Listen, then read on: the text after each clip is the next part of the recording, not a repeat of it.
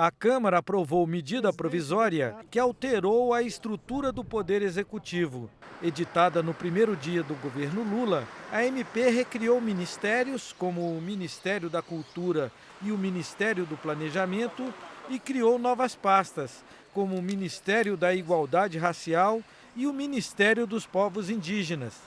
A deputada fluminense Jandira Fegali, do PCdoB, ressaltou a importância da nova estrutura para dinamizar a política de industrialização do país e a implementação de políticas sociais. Essa é uma medida provisória fundamental à estruturação do novo governo, que pega um país destruído nas suas políticas públicas e recupera ministérios fundamentais para atender a grande maioria do povo brasileiro.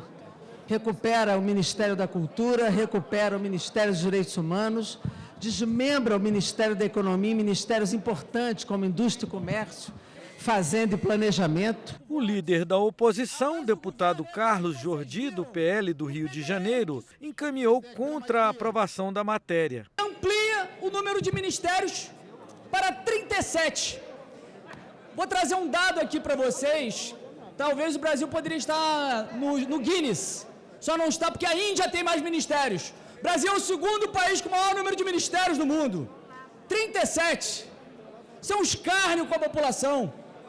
Ampliando de 23, que era do governo Bolsonaro, com eficiência econômica, eficiência administrativa, para 37, um aumento de 60% do número de ministérios. O texto aprovado altera as atribuições de alguns ministérios, como a transferência do reconhecimento e demarcação de terras indígenas do Ministério dos Povos Indígenas para o Ministério da Justiça e a transferência do Cadastro Ambiental Rural do Ministério do Meio Ambiente para o Ministério da Gestão e Inovação em Serviços Públicos.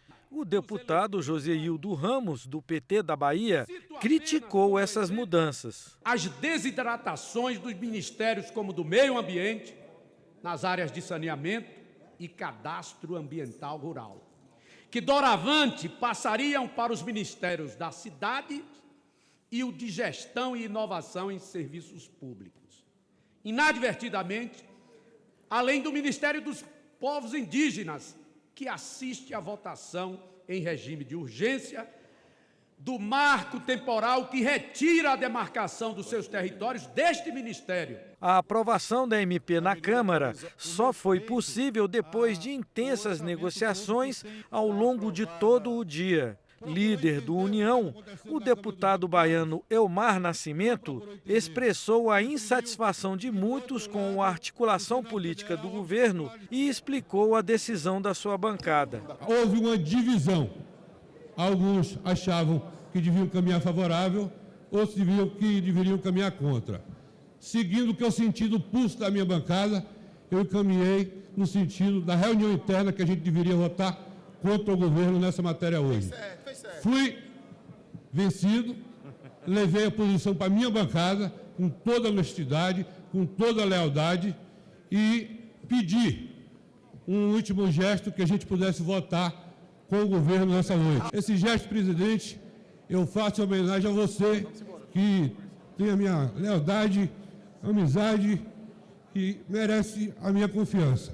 E em homenagem a você, nós vamos entregar todos os votos que eu puder e que o União puder me acompanhar em homenagem ao governo hoje. A MP segue agora para o Senado, onde precisa ser aprovada até esta quinta-feira, quando vence o prazo para sua tramitação no Congresso. Ao final da votação, o relator, deputado Isnaldo Bulhões Júnior, do MDB da Bahia, ressaltou o papel da Câmara na aprovação dessa matéria. Uma das matérias mais importantes durante todo o governo do presidente Lula, que iniciou em 1º de janeiro desse ano.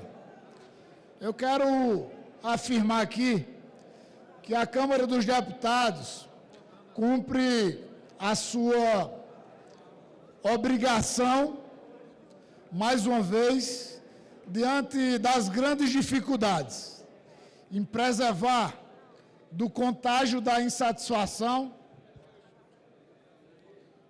as matérias fundamentais e estruturais para esse país.